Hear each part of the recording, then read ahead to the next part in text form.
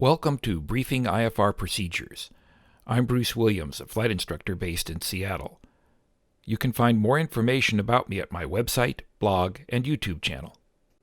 Charts for instrument procedures include a lot of information, and IFR pilots learn to brief departures, arrivals, and approaches as part of the preparation for takeoff, descent, and landing.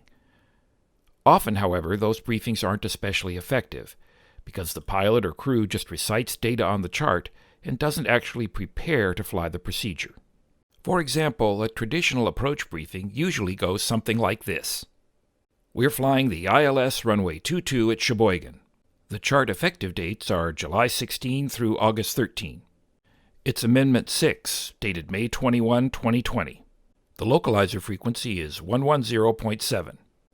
The runway is 6,800 feet long. And so on. In other words, the pilot reads courses, altitudes, frequencies, and other details from the chart. But reading the chart aloud doesn't truly prepare you to fly a procedure. It's like trying to sight read a piece of music instead of practicing before a recital. For example, a traditional briefing often doesn't describe how you'll navigate the segments of an approach. And too often, a traditional briefing is also rushed or juggled with other tasks, especially in an aircraft equipped with modern avionics. So how can you develop an efficient, effective IFR briefing so that both you and the airplane are in the groove and the runway appears ahead through the mist?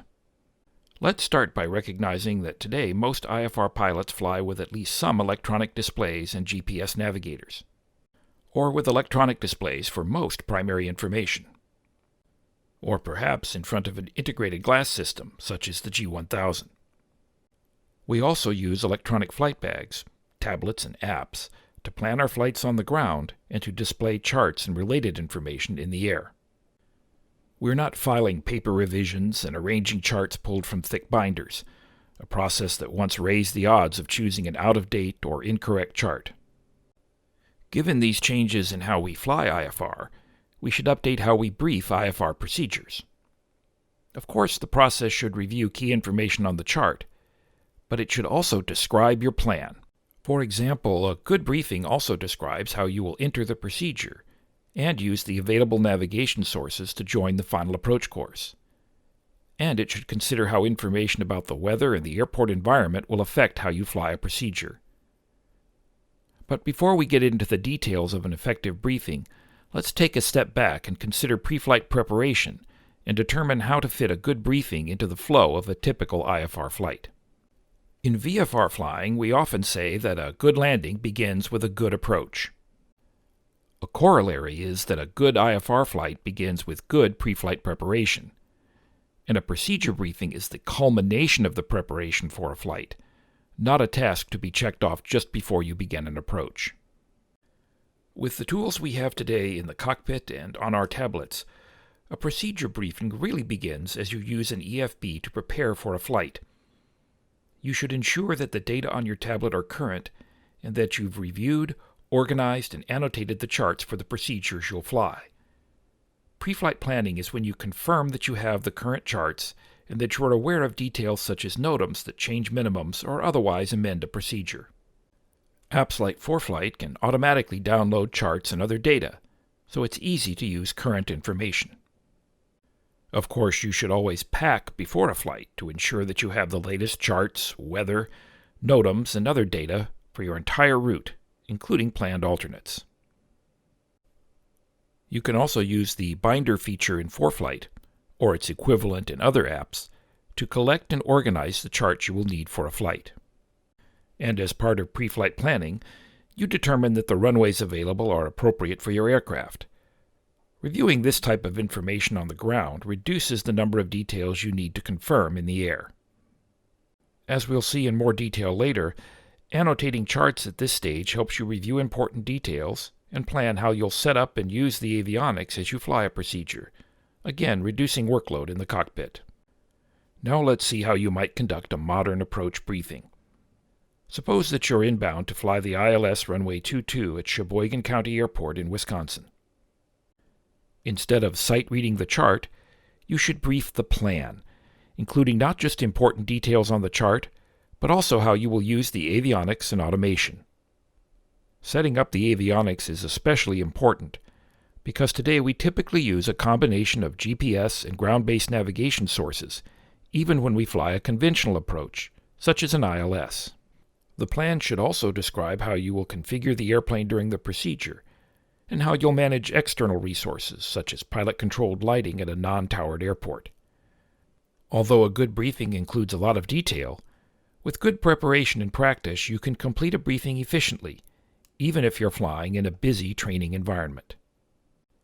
It's also important to conduct the briefing at the appropriate time. Before you can effectively brief your plan, you and the airplane must be ready to fly a procedure. I teach a 3-step process. First, take care of the airplane by completing the appropriate cockpit flows and checklists to ensure that the airplane and its systems are ready for the next phase of flight: departure, cruise, descent, or approach and landing. Then get the latest destination weather and related information. ADS-B in or satellite services can help you preview the weather picture well before the busy approach phase of flight, so you should already have a good overview of the conditions you'll encounter during an approach. Next, using the procedure chart as a guide, and as time and other tasks allow, set up the panel, the radios, navigation systems, and, if so equipped, the bugs, CDIs, and bearing pointers. Finally, when you think everything is set, brief the panel setup and your plan for flying the procedure, highlighting important notes and details specific to the procedure you're about to fly. This sequence works whether you're flying a departure, arrival, or approach. The plan should anticipate how you'll configure the airplane, autopilot, and other resources such as a flight director during different phases of a procedure, even if you fly with a mostly old-school, round-dial panel. The first step is taking care of the airplane, the aviate in the adage, aviate, navigate, communicate. Like many pilots and instructors, I advocate using a methodical cockpit flow, backed up by a checklist, to prepare the aircraft for each new phase of flight. Here's an example of a systematic flow in a Cessna 172. First, confirm the position of the fuel selector and mixture. Next, move across the switches for the lights, anti-icing, and other electrical equipment, verifying the status of each component. Continue up the panel to check the engine and system gauges. Now set and review the primary flight and navigation displays to ensure that the altimeter, bugs, and CDIs are set for the initial phase of the approach. Finally, move down the avionics stack and confirm the current setup of the active and standby frequencies, waypoints, autopilot, and other avionics. Then back up the cockpit flow with the appropriate checklist. This flow checklist technique works regardless of the type of aircraft you fly. For example, the flow checks for the DA-40s at the flight school where I instruct follow a similar pattern. And here's the flow in a Bonanza with a mostly glass panel. Start with the fuel selector near the pilot's left foot. Move up to the cowl flaps and power levers, across the switches for lights and anti-ice equipment, and then across the PFD and MFD to confirm the bugs, CDIs, and bearing pointers. Move down the engine and system gauges, and then, starting at the top, confirm the avionics setup. You can follow a similar path in an aircraft with a more conventional panel. When the cockpit flow is complete, review the appropriate checklist to confirm that you haven't missed essential items. You don't have to repeat each step. Instead, use the checklist to verify your actions and to ensure that you didn't overlook something, perhaps as your flow was interrupted by an instruction from ATC. With the airplane taken care of, and with the current ATIS or AWOS in mind, it's time to prepare the panel, using the chart as a guide. Set up the avionics as you manage other tasks, such as communicating with ATC, starting a descent, and following vectors. Don't try to brief the procedure at this point. Flow down the avionics stack as you refer to the chart. Enter and confirm each active and standby comm and nav frequency, autopilot modes, and so forth. The annotations you made on charts during pre-flight planning are especially helpful at this stage. Color coding and highlights on a chart make it easier to correlate procedure details with the settings in the avionics. For example, here's my markup of the chart for the ILS approach at Sheboygan. Magenta lines and boxes show legs where I will use GPS. Green lines correspond to legs flown with green needles, such as localizers. Green boxes highlight VORs and other nav aids that I can tune and use for reference during the approach. Blue lines indicate heading legs. Red boxes highlight minimums and other critical information. To learn more about annotating electronic charts, see my separate presentation devoted to that topic. When you've taken care of the airplane and organized the panel, you're ready to confirm the setup and describe how you'll fly the procedure. Let's review a basic procedure briefing, understanding that the details and sequence will vary. As we've seen, an effective procedure briefing should include elements that verify the avionics setup and your plan for flying the chart. Here are several specific items to include in a briefing, especially when you're flying to an unfamiliar airport. Take a moment to look over the list, and then we'll review them in more detail. First, always confirm that you have loaded the correct procedure into the navigator and that you have the correct chart available for reference. Check that the sequence of fixes on the chart matches the list of waypoints in the current flight plan. If your navigator displays the altitudes for procedure segments, confirm that they correspond to the charted altitudes. If you have a moving map, compare the picture on the map and the plan view of the procedure chart. Review how you will join the procedure. Are you proceeding along a feeder route or direct to a fix? Is ATC providing vectors? Will you begin the approach by proceeding direct to a fix, or, if flying vectors, by activating a leg? Remember, if you are navigating to a fix, or to a leg that appears below the procedure title, the approach is active.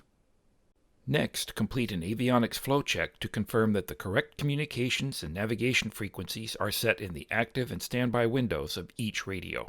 Methodically move down the avionics stack, confirming that each box is set up for the procedure. If you fly with a PFD, confirm the settings for the primary CDI, bearing pointers, and heading and altitude bugs. Now confirm that you have set the correct minimums based on your aircraft's equipment and capabilities, considering notes on the chart, NOTAMs, and inoperative components. Review how you will fly the procedure as you join the final approach segment. Do you need to switch the CDI to a different nav source for the final approach? If so, when will you make the change? Consider notes that affect the final approach course, for example, unusual descent angles, or restrictions on beginning the missed approach. Will you follow approved vertical guidance to a DA, or advisory vertical guidance to an MDA? Or will you dive and drive to the MDA?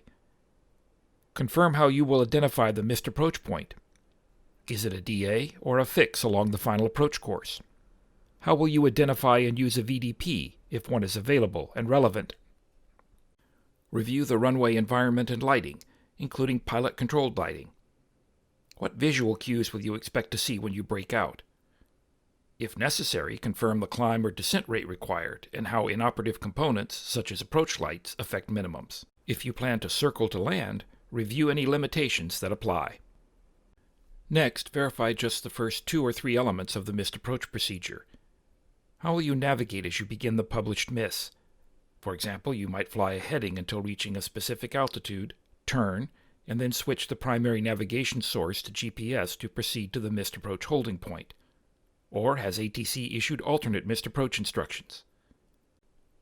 Finally, review your runway exit plan if you land, at least the direction you'll turn off the runway, and whether you'll cross an intersecting runway or parallel runway. This is also a good time to review whether a control tower will be closed or not available, and how you'll cancel IFR, and if NOTAMs have closed or restricted runways, taxiways, or ramps.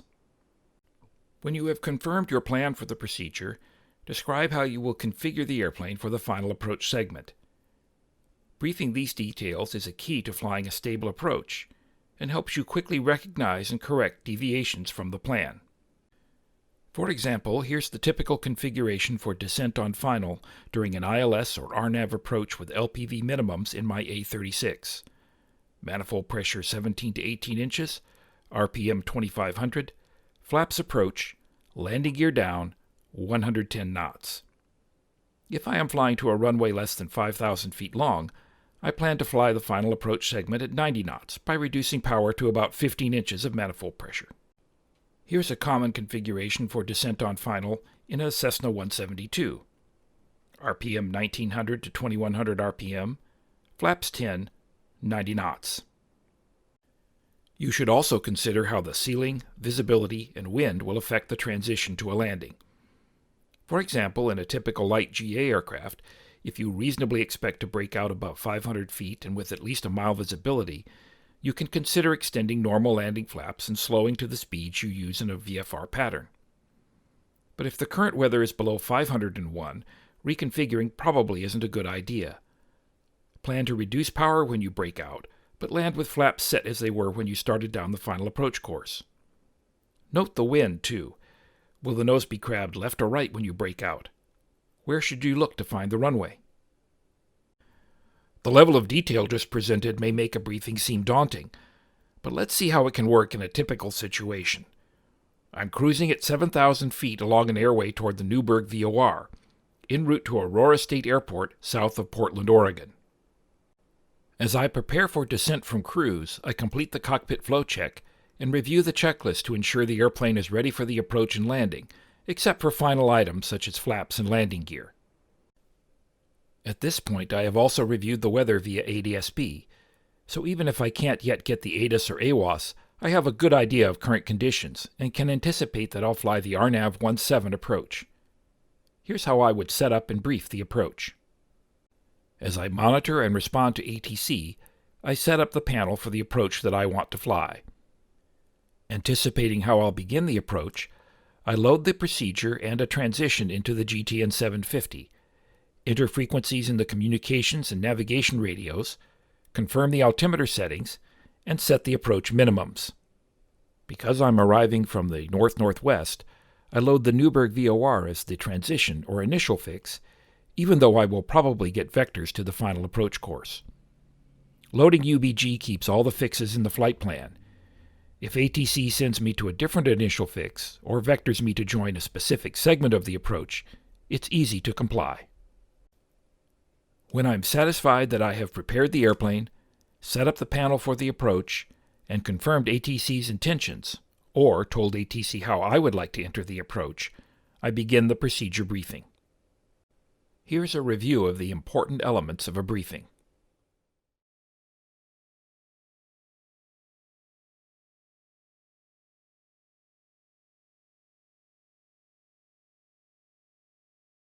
And here's how I would verbalize a briefing for the approach at Aurora State.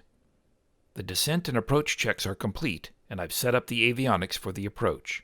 We're planning the RNAV runway 17 approach at Aurora State. The approach title on the chart matches the name in the current flight plan. The fixes in the flight plan and on the moving map agree with the chart. We're flying direct to the Newberg VOR, which is the transition loaded in the box, although we'll probably get vectors to join the final approach course between Moki and Lutz, or perhaps a clearance direct to Moki and then straight in. Those fixes are available in the flight plan, so we can proceed direct or activate a leg as ATC directs us. We're talking to a Portland approach on COM 1, and Aurora Tower is ready in the standby. The Aurora State ATIS is set in COM 2 with ground ready in standby. Nav 1 and 2 are tuned to the Newberg and Battleground VORs for reference, and the bearing pointers are set to the nav radios. The autopilot is in nav mode until ATC issues vectors, and the autopilot is holding 7,000 until we begin the descent, when we'll switch to vertical speed mode to start down. On the PFD, the altitude bug is set to our current altitude, 7,000, and the altimeter is set per the ATIS.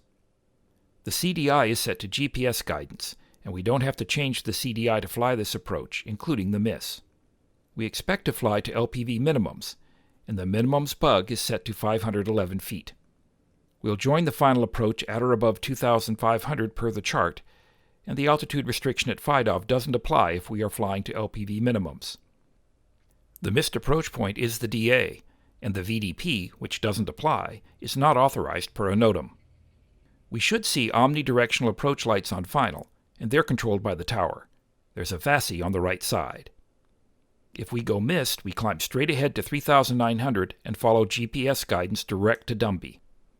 If we land, we'll exit left, either at midfield or farther down the runway. There are no crossing or parallel runways, and we'll turn north onto the parallel taxiway. We'll fly final in the standard configuration for an A36. 17 to 18 inches of manifold pressure, flaps approach, landing gear down, 110 knots. I'll hand fly this approach with the flight director for guidance.